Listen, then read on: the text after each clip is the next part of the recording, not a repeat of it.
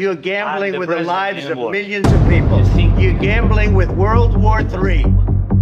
ইউক্রেনে যথেষ্ট শক্তি ব্যয় করছে রাশিয়া। এর মধ্যে যুদ্ধবন্ধে শান্তি আলোচনা, তবে আলোচনার জন্য যুদ্ধ থেমে নেই, বরং বেড়েছে গতি।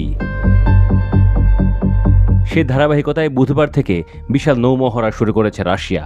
এতে অংশ নিচ্ছে 150টির বেশি যুদ্ধজাহাজ, 15,000 সামরিক সদস্য এবং 120টির বেশি সামরিক বিমান।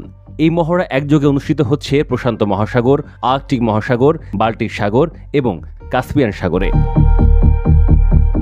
রাশিয়ার প্রতিরক্ষা মন্ত্রণালয় জানিয়েছে, এই মহড়ার শিরোনাম জুলাই স্টর্ম বা জুলাই ঝড়, যা 23 জুলাই থেকে 27 জুলাই পর্যন্ত চলবে। রুশ রাষ্ট্রীয় বার্তা সংস্থা তাস সহ মোটামুটি সব দেশের সংবাদ মাধ্যম এই বিষয়ে খবর প্রকাশ করেছে। মহড়ার লক্ষ্য হিসেবে রুশ প্রতিরক্ষা মন্ত্রণালয় বলছে, অপ্রচলিত সামরিক অভিযানের প্রস্তুতির মূল্যায়ন, দূরপাল্লার অস্ত্রের ব্যবহার এবং আধুনিক প্রযুক্তি ও ড্রোন ভিত্তিক সিস্টেমের দক্ষতা পরীক্ষা করা। দেশটির সংশ্লিষ্ট ওই মন্ত্রণালয় আরও জানায়, নৌবাহিনীর জাহাজগুলো যুদ্ধক্ষেত্রে মোতায়েন, সাবমেরিন প্রতিরোধ, নৌ ঘাঁটি ও অর্থনৈতিক অঞ্চল রক্ষাসহ বিভিন্ন অনুশীলন চালাবে। এছাড়া আরও বলা হয়, বিমান হামলা, ড্রোন ও অনুপ্রবেশকারী নৌকায় প্রতিরোধ গঠন, নৌ পরিবহনের নিরাপত্তা নিশ্চিতকরণ, শত্রুর নৌ ইউনিট ও অবস্থানে হামলার অনুশীলন করা হবে।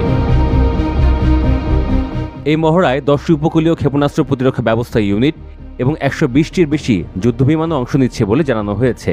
নৌমহড়াটি নেতৃত্ব দিচ্ছেন রুশ নৌবাহিনীর প্রধান অ্যাডমিরাল আলেকজান্ডার মৌসেভ। বিশ্লেষকদের মতে, রাশিয়ার এই মহড়া তার সামরিক শক্তির প্রদর্শনী কৌশল, বিশেষ করে বর্তমান ভূ রাজনৈতিক প্রেক্ষাপটে। যদিও ইউক্রেন যুদ্ধের সময় রাশিয়ার নৌবাহিনী একাধিক উচ্চমাত্রার ক্ষতির সম্মুখীন হয়েছে, তবুও বর্তমান বিশ্বে চীন ও যুক্তরাষ্ট্রের পরে তৃতীয় বৃহত্তম নৌবাহিনী রাশিয়ার বলে বেশিরভাগ আন্তর্জাতিক পরিসংখ্যানে উল্লেখ করা হয়েছে। রুশ আরেক সংবাদ মাধ্যম মস্কো টাইমসের এক প্রতিবেদনে বলা হয়েছে, রাশিয়ার ফরেন ইন্টেলিজেন্স সার্ভিস এসবিআই দাবি করছে, পশ্চিমা সামরিক জোট নেটো মলদোভাকে সামরিকায়নের মাধ্যমে রাশিয়ার বিরুদ্ধে যুদ্ধ করতে দেশটাকে ছায়াযুদ্ধের ক্ষেত্র বানাচ্ছে। এসবিআই মনে করে, মলদোভাকে নেটো মূলত পূর্বাঞ্চলীয় ফ্রন্ট বানিয়ে আঞ্চলিক স্থিতিশীলতা নষ্ট করতে চায় আবারও, যেমন করে ইউক্রেন যুদ্ধে জড়িয়ে এরই মধ্যে করেছে জোটটি।